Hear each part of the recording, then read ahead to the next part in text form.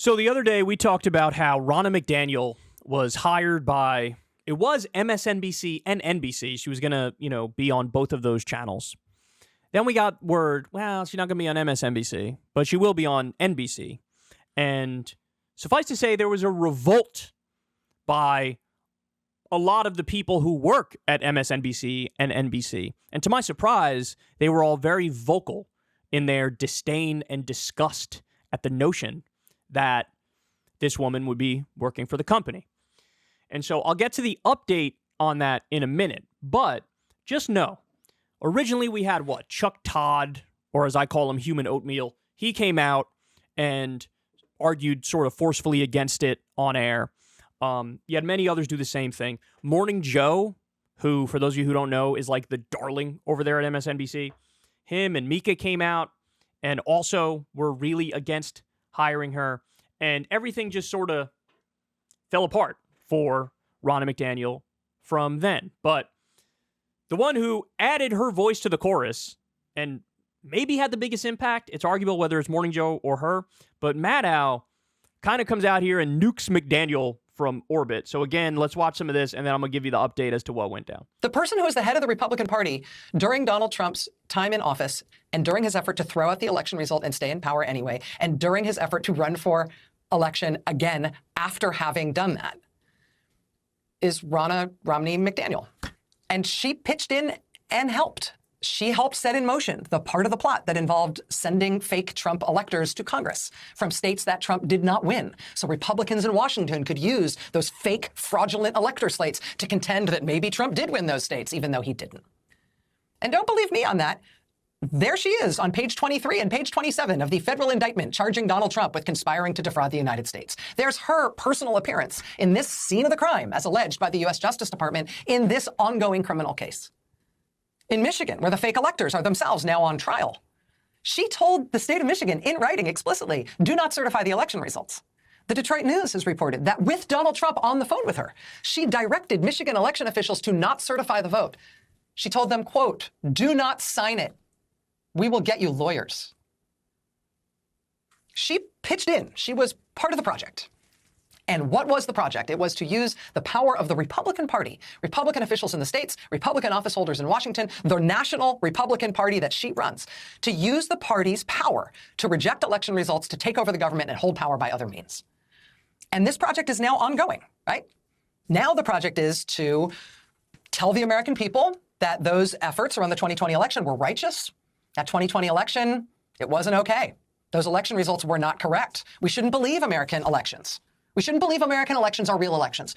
American election results should not be seen as real. They should not be respected. That's the project now, right? I mean, it didn't work to overthrow the government the last time, but as long as you can build on that first effort, as long as you can keep up the anti-election mythology, then you are priming your people. You're priming the American public to not accept the results of the next election either. You're telling them that they're going to need to take power by other means because the election isn't going to be how we do it anymore. You're also priming people, honestly, to vote to give up this supposed democracy we have, because what good is it anyway? Right? So what are we really losing if we decide we're going to lose this? Who cares? Elections are fraudulent here anyway. Who cares if we give them up? Ronna McDaniel has been pitching in on that too, continuing to say since 2020 that that election wasn't right, that the American public should know that that vote wasn't real. And that is a message not only about 2020, but about this next election, and about whether or not elections should matter at all, and whether we should bother having them at all. The Republican Party getting behind that message is a choice. I mean, Trump himself is going to do what he wants to do. We've always had guys like Trump. Sometimes they were ridiculous little uniforms, right? But we've always had guys like that. We've never before had a big, storied, important American political institution embrace a guy like that, even when it came to overthrowing the American system of government. And in a time like this, it's hard. Right? I mean, this is a challenging and worrying time. Republican officials have to figure out whether they're going to stand up for the American system of government or not. Republican politicians, Congress has to decide if it's going to assert its own relevance. They're going to assert their own independence, their own role in the government, and stand up for our system of government or not. Judges and prosecutors have to decide if they're going to be braver than they ever thought they'd have to be in this job. They have to decide whether they're going to stand up to the threats and the violence. And nevertheless, be independent, be fearless, stand up for their own independence, and thereby stand up for our system of government. Regular citizens have to decide if we're going to break for our, as a strongman is to control, say they want to put us on trial and execute us for, is necessary for our democracy. A free and at all. And so I want to associate myself with all my colleagues, both at MSNBC and at NBC News, who have voiced loud and principled objections to our company putting on the payroll someone who hasn't just attacked us as journalists, but someone who is part of an ongoing project to get rid of our system of government. Someone who still is trying to convince Americans that this election stuff, it doesn't really work. That this last election, it wasn't a real result. So she comes out here and nukes Ronna McDaniel from orbit. And what's the reaction? NBC News to drop ex-RNC chair Ronna McDaniel after Rachel Maddow and Morning Joe revolt. She lasted 4 days at the company. Now, I've seen some conflicting reports, but it might be that she's going to get paid anyway. It might be that she's going to get, like, I don't know how much money it is, but a lot of money for now not doing her job. Right? And that's probably to avoid any sort of lawsuit or anything like that. But guess what? Now Newsweek is reporting that McDaniel is suing or potentially suing for emotional distress. Okay. All right, so look, what's my take on this? Yeah, she should have never been offered the fucking job in the first place. Should have never been offered the job in the first place. What are we doing here? If NBC is supposed to be a news outlet, what fucking news value does it have to put on somebody like Ronna McDaniel? For her to give her shitty, standard, obvious, down-the-line MAGA opinions. What news value is there? And look, to be fair, because people like to make the hypocrisy, like, oh, well, you have Jen Psaki on the network, and so why shouldn't you have the other side on the network? And I think the counter to that is persuasive, that Ronna McDaniel, as Maddow points out here, helped to try to orchestrate Trump's fraudulent elector scheme, which was an attempt to overthrow the government. So not only does she just have the opinion that, oh, things weren't right with the 2020 election, which would be bad enough, by the way, and should be outside the Overton window alone, but she also helped to carry out the plot to overturn the previous election. So to say, hey, you want to have a conservative on? Fine. You want to have a Republican on? Fine. You want to have a MAGA type on? Fine. You want to have somebody with all sorts of wacky beliefs? Fine. But I think one line we can and should reasonably draw is that anybody who tried to partake in the coup of 2020, yeah, maybe they should be outside of the bounds of respectable discourse in this country. And I will not stand by while the right has their crocodile tears, because the fact of the matter is, typically, the Overton window goes as far right can be, and they're allowed in the room, and Fox News, Newsmax, One American News Network, MSNBC, NBC, CNN, etc.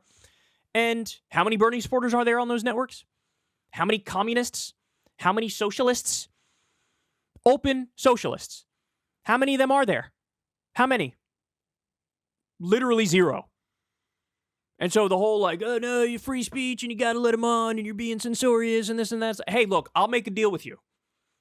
You want to allow in the election deniers? You want to allow in the people who partook in the fucking plot?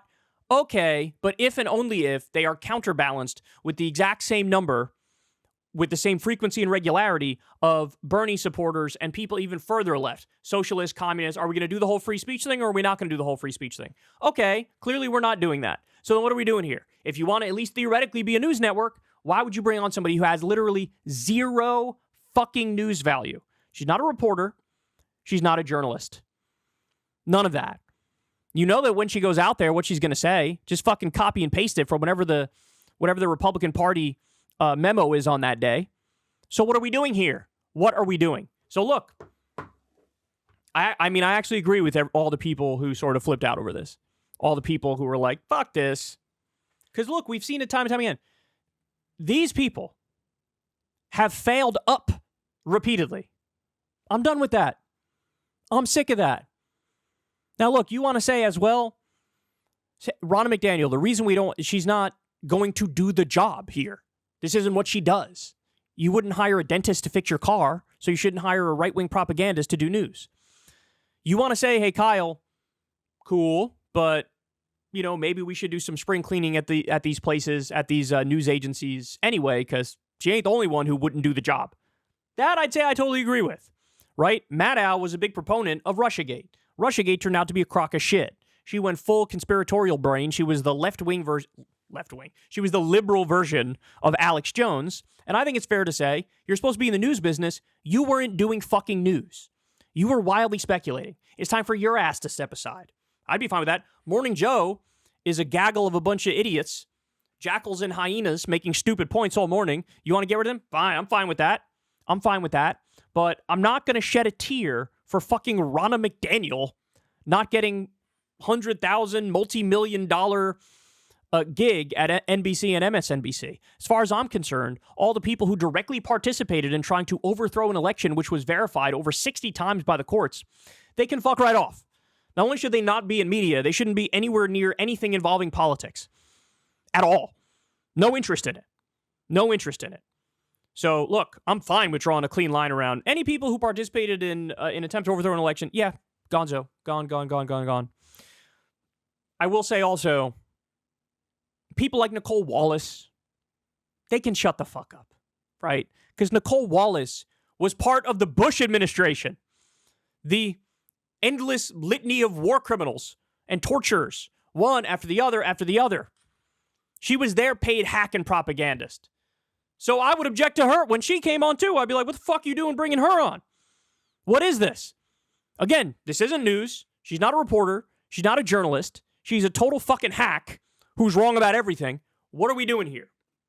So I wouldn't want her on there either. But look, you can go one of two directions. Either, if it's going to be news, make it actual news. People know what the fuck they're talking about. Journalists, reporters, etc. If you want to do that, do that. If you want to do the total, hey, free speech, all ideas and values are welcome, you can do that too. But again, only if you're going to bring on the election deniers and the tyranny lovers and all these insane folks, fine. You have to counterbalance it with the exact same number of Bernie supporters and people to the left of Bernie supporters, communists, socialists, etc. And the way it works now is, what do you have on Fox News? Wall-to-wall, right-wing, conservative, Republican, Trump propaganda. Same on Newsmax, same on One American News Networks. You have MSNBC, which is the Democratic Party propaganda network. And you have CNN, which is kind of like the enlightened centrist network. Oh, both sides, right? And in no conception of a system here that works is Ronna McDaniel allowed in the room. So, sorry, unconvinced by all the shitty counter-arguments. She's a joke of a person. She's a fucking literal coup attempter. She can piss right off. She can go get a job at an Arby's. She can go sit on a pile of her of Mitt Romney's money. That's what she could do. So, no interest in it. She should have never been hired in the first place. Never mind, she hired and eventually let go because there was a revolt, right?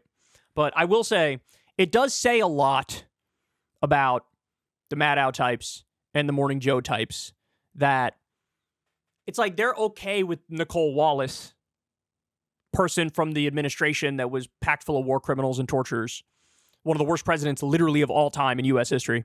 They're okay with her, but Ronna McDaniel, they're like, no, how dare you? If you were to give them 2 months with Ronna McDaniel, they'd be like, I like her, she's nice. So, in other words, don't take their virtue signaling and grandstanding as like the main argument for why she shouldn't be at the network. Because they're the last people who can make any case on this whatsoever. And they're massive hypocrites, all that stuff. But having said that, she should have never been fucking hired in the first place. And if you disagree, I just think that's silly. Hey, y'all, do me a favor and like and subscribe. It helps out big time in the algorithm. Click the bell as well for notifications when videos drop. And watch that video on screen right now. You know you want to.